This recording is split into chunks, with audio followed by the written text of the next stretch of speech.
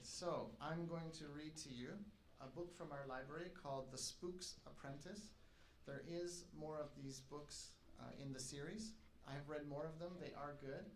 I think it's very fun. It's a little bit scary.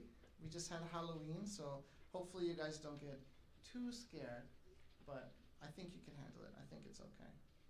So what's happening so far in the story is the spook is a ghost hunter and a witch hunter. People call him when they think there's a problem with something supernatural, and he has to banish the ghost or defeat the witch and restore peace. So he has an apprentice, a new apprentice, a young boy who he's training or thinking about training, but the young boy has to pass a test first to prove that he's ready to take on the supernatural and be trained. So we begin. Finally, we turned a corner into the lowest and meanest street of all. Nobody lived there. You could tell that right away. For one thing, some of the windows were broken and others were boarded up.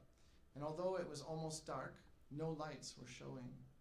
At one end of the street was an abandoned corn merchant's warehouse, two huge wooden doors gaping open and hanging from their rusty hinges. The spook halted outside the very last house. It was the one on the corner closest to the warehouse, the only house in the street to have a number. That number was crafted out of metal and nailed to the door. It was 13, the worst and unluckiest of all numbers. And directly above was a street sign high on the wall, hanging from a single rusty rivet and pointing almost vertically towards the cobbles. It said, Watery Lane. This house did have window panes, but the lace curtains were yellow and hung with cobwebs. This must be the haunted house my master had warned me about. The spook pulled a key from his pocket, unlocked the door, and led the way into the darkness within. At first, I was just glad to be out of the drizzle, but when he lit a candle and positioned it on the floor near the middle of the small front room, I knew that I'd be more comfortable in an abandoned cowshed. There wasn't a single item of furniture to be seen, just a bare flagged floor and a heap of dirty straw under the window. The room was damp, too, the air very dank and cold, and by the light of the flickering candle, I could see my breath steaming. What I saw was bad enough, but what he said was even worse. Well, lad, I've got business to attend to, so I'll be off, but I'll be back later. Know what you have to do? No, sir, I replied, watching the flickering candle, worried that it might go out at any second. Well, it's what I told you earlier. Weren't you listening? You need to be alert, not dreaming. Anyway, it's nothing very difficult, he explained, scratching at his beard as if there was something crawling around in it. You just have to spend the night here, alone.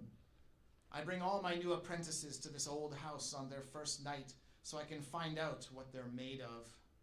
Oh, but there's one thing I haven't told you. At midnight, I'll expect you to go down into the cellar and face whatever it is that's lurking there. Cope with that, and you're well on your way to being taken on permanently.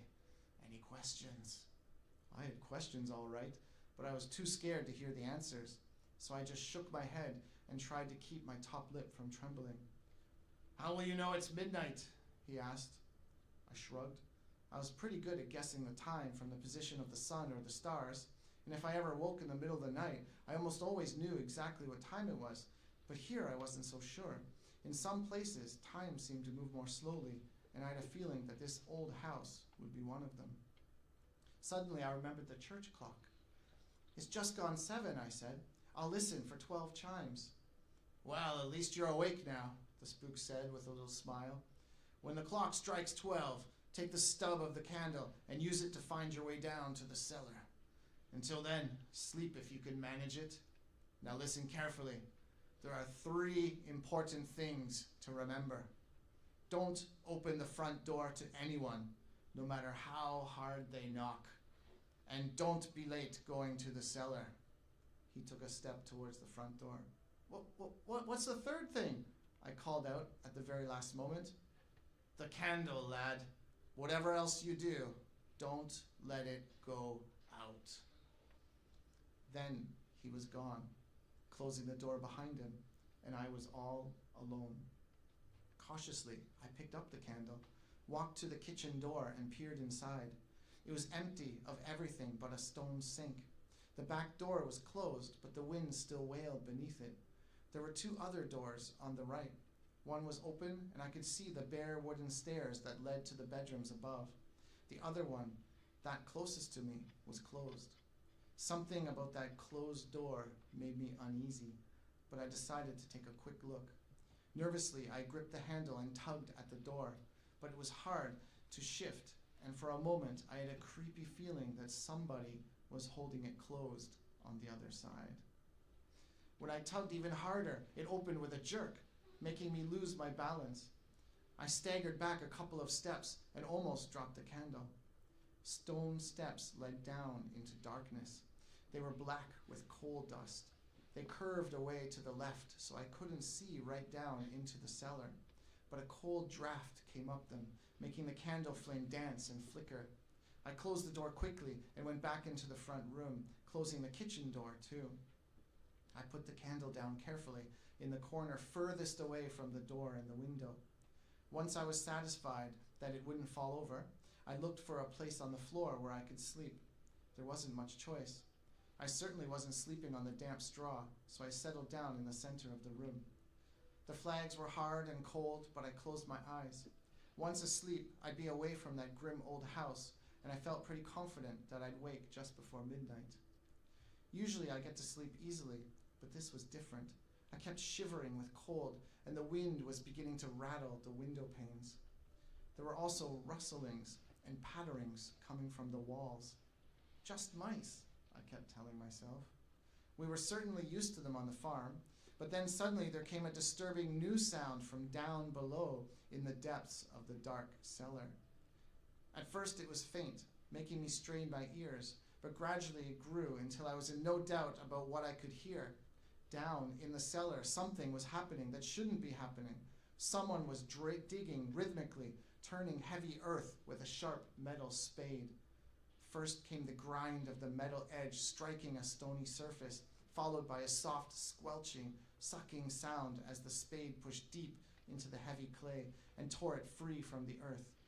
This went on for several minutes, until the noise stopped as suddenly as it had begun. All was quiet. Even the mice stopped their pattering. It was as if the house and everything in it were holding their breath. I know I was. The silence ended with a resounding thump, then a whole series of thumps, definite in rhythm, thumps that were getting louder and louder and closer. Someone was climbing the stairs from the cellar. I snatched up the candle and shrank into the furthest corner. Thump, thump, thump. Nearer and nearer came the sound of heavy boots. Who could have been digging down there in the darkness? Who could be climbing the stairs now? But maybe it wasn't a question of who was climbing the stairs. Maybe it was a question of what. I heard the cellar door open and the thump of boots in the kitchen. I pressed myself back into the corner, trying to make myself small, waiting for the kitchen door to open. And open it did, very slowly, with a loud creak. Something stepped into the room. I felt coldness then, real coldness, the kind of coldness that told me something was close that didn't belong on this earth. It was like the coldness of Hangman's Hill, only far, far worse. I lifted the candle, its flame flickering eerie shadows which danced up the walls and onto the ceiling. "Who's there?" I asked. "Who's there?" My voice trembling even more than the hand holding the candle. There was no answer. Even the wind outside had fallen silent. "Who's there?" I called out again.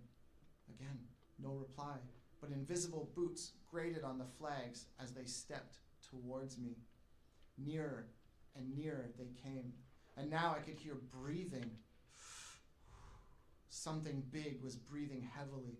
It sounded like a huge horse that had just pulled a heavy load up a steep hill. At the very last moment, the footsteps veered away from me and halted close to the window. I was holding my breath, and the thing by the window seemed to be breathing for both of us, drawing in deep gulps of air into its lungs as if it could never get enough.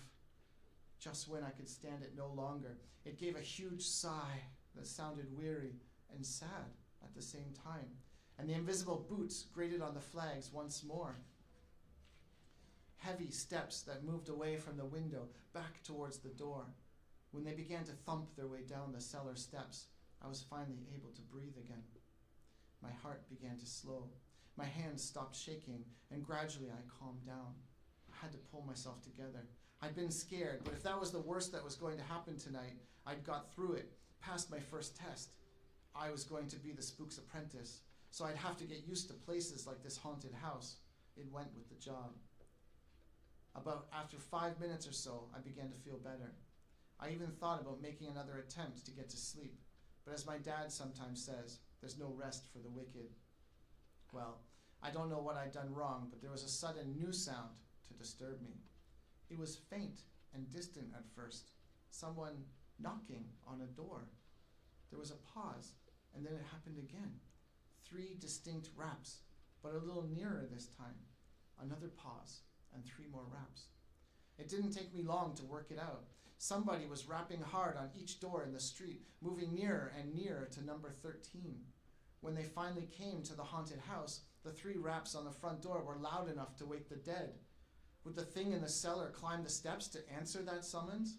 I felt trapped between the two, something outside wanting to get in, something below that wanted to be free. And then, suddenly, it was all right. A voice called to me from the other side of the front door. A voice I recognized.